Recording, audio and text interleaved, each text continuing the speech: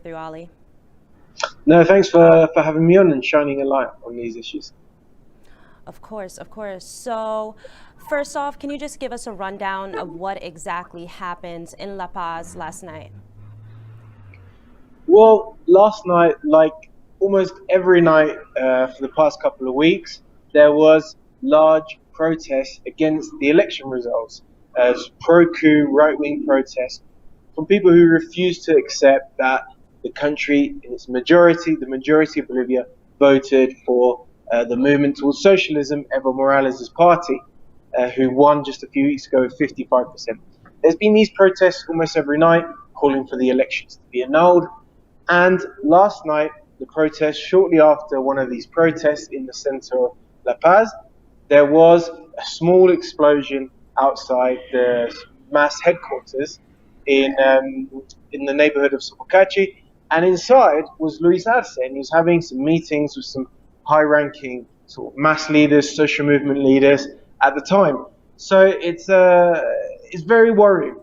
And I think when these protests first broke out, just after the election, I think a lot of people just saw them as screams of a sort of desperate minority, of a right-wing minority who refused to accept that they've lost. But what we've seen now is actually this escalate in a very, very serious way. What we have is a right-wing minority. They refuse to accept that they've lost the elections. Somewhat similar, I suppose, to some parts of the far right in the US and those around President Donald Trump, who making absurd claims around electoral fraud in an attempt to destabilize the country and generate violence. We're seeing the same sort of thing in Bolivia, and is what happened last year as well. That's what makes us worried. Now, have there been any arrests, and do you think the perpetrators will be found if they haven't been already? And do you think they will be brought to justice? Well, Bolivia's in a tricky situation at the moment in that the MAS won the elections. However, they have not yet taken power. They'll take power. Luis Arce will be sworn in as president on Sunday. So what we have at the moment is the same police force as was operating under the last government, under the coup government, a police force that led persecution against leftists. So they haven't launched an investigation. They haven't made any arrests. But I think this is part of, it goes to show the way that the police and the military were politicized under the last government. And President Luis Arce will be hoping to root out this sort of corruption, these right-wing factions that have been sort of imposed in the leadership within the police and within the military. Now, from what I understand, all of the major right-wing candidates have conceded. So is this attack representative of just a small fringe of the Bolivian right wing, or does this indicate the start of a new and larger effort to use violence to overturn the election result? Well, they accepted their defeat on a superficial level the first few nights after the exit poll came out to show that the MAS had won with the landslide. But what we've seen since then is a number of the sort of far-right street movements that led the protest against Evo Morales last year. What they're saying is that, there's the possibility that there was electoral fraud. We want a full audit, and President-elect Luis Arce shouldn't take power until a full audit has been done. This is despite the fact that all international observers have approved the elections, said that they were done freely and fairly and transparently. So what started as a small fringe of far-right protesters putting this idea of electoral fraud, actually what they've managed to achieve is pull the rest, the establishment right, further with them to this more extremist position. And now the party Creemos, led by Fernando Camacho, they're now calling for an audit. They're now questioning the election, which they weren't at the time. But this is, again, I said, this is how the coup happened last year. It started with small groups, far-right extremists, but their aggressiveness forced the sort of liberal centre and the sort of conservative right to go along with them. And now, we've seen days now of violent protests here in the city of Cochabamba. They're forcing businesses to close. They're blocking roads in some key parts. in the sort of wealthier areas of the city. These are violent protests, and the sort of liberal centrist candidate Carlos Mesa has not condemned them. The far right candidate Fernando Camacho is actively promoting them. So I think this is a very, very worrying situation, and I think the world should support Bolivia if it decides to act against these fascist groups that are trying to destabilize the country before Luis Arce takes power. Ollie, how is the MAS and these leftist grassroots movements prepared to deal with this resurgence of violence in the streets from the right? But the MAS has always said we have no intention of bringing sort of violence to the streets. However, what we've seen is a natural reaction on the part of local people against these fascist groups. So yesterday, in the city of Guarnes, which is in the department of Santa Cruz, motor taxi drivers, basically taxi drivers on motorbikes, they went and just cleared them out through force, through violence, you could say. They attacked the fascist groups that were blocking roads in their city, and they were doing so not as the MAS. They were just saying, look, we need to work, we're working class people. Those of you who are blocking roads, overwhelmingly wealthy, young people who've never had to work a day in your lives, we're not going to let you stop us from working, especially at a time of deep economic crisis. Bolivia's had a year of neoliberal reforms of the IMF, and unemployment has tripled within a year. The country is in enormous recession. So people are not accepting this. We're seeing, I think what we'll continue to see is just local people organizing spontaneously to clear out these fascist groups at the roadblocks.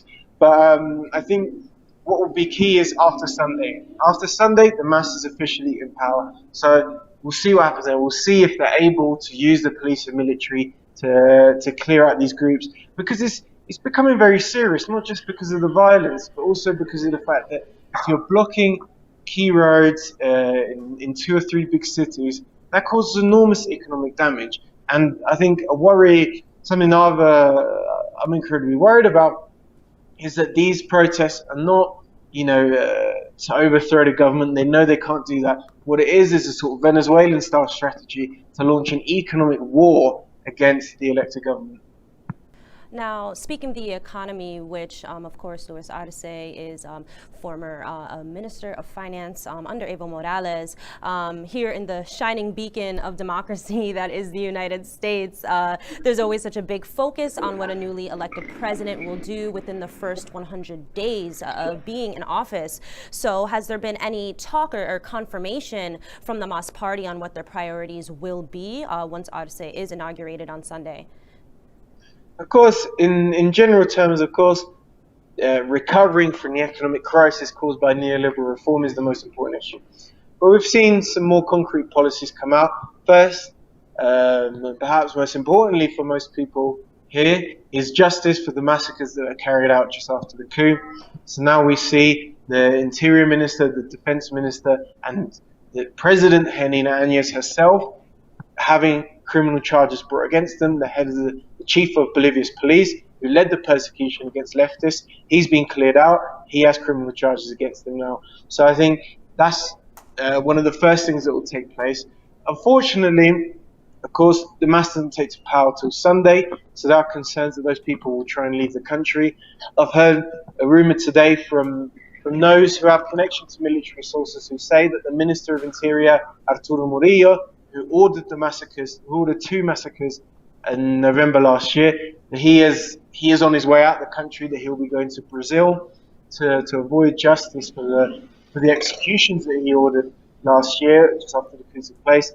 So yeah, as I said, justice, the massacre is incredibly important, but then what we'll see is the wider economic plan come in to fruition, and that is reactivating the state development projects around industrialization of lithium, around industrialization of natural gas, renationalizing the sort of state industries that were left to rot, that were left to sort of put out to tender during the last year, bringing them back in-house and arming a sort of integrated economic development plan based around the state as the sort of driving force of that development. Now, also here in the greatest country on the planet, lots of sarcasm, of course, here. The winner of Tuesday's election has yet to be decided as the whole world is watching. What do Bolivians make of this unfolding electoral circus here in the U.S.? Well, I think what's most important is what Evo Morales said yesterday. He said, well, it doesn't matter who wins, Biden or Trump, it's because the people don't govern. Not even the presidents govern, it's the corporations that govern in the United States. But maybe, with the president less driven by some irrational racial hatred, space could open up to try and negotiate something better. But I think here in Bolivia there isn't a great deal of hope about the future of sort of Bolivia-US relations. And I mean, of course, under the Obama administration, there's a huge amount of intervention in Bolivia. WikiLeaks cables show that the Obama administration was funneling money to far-right groups in east of the country in Santa Cruz in around 2009 when there was a coup attempt then. The same groups that are protesting now, the Unión Juvenil Cruceñista, Comité Cívico Santa Cruz, who are launching a wave of racial assaults, a wave of violent, destabilizing protests. That took place in 2009 under the Obama administration. And so there's been all sorts of clashes with Democrat administrations in the US. So there isn't a great deal of hope about change. I mean, certainly on a personal level, I'm pleased to see someone like Donald Trump leave power. But no, not a great deal of hope for the future.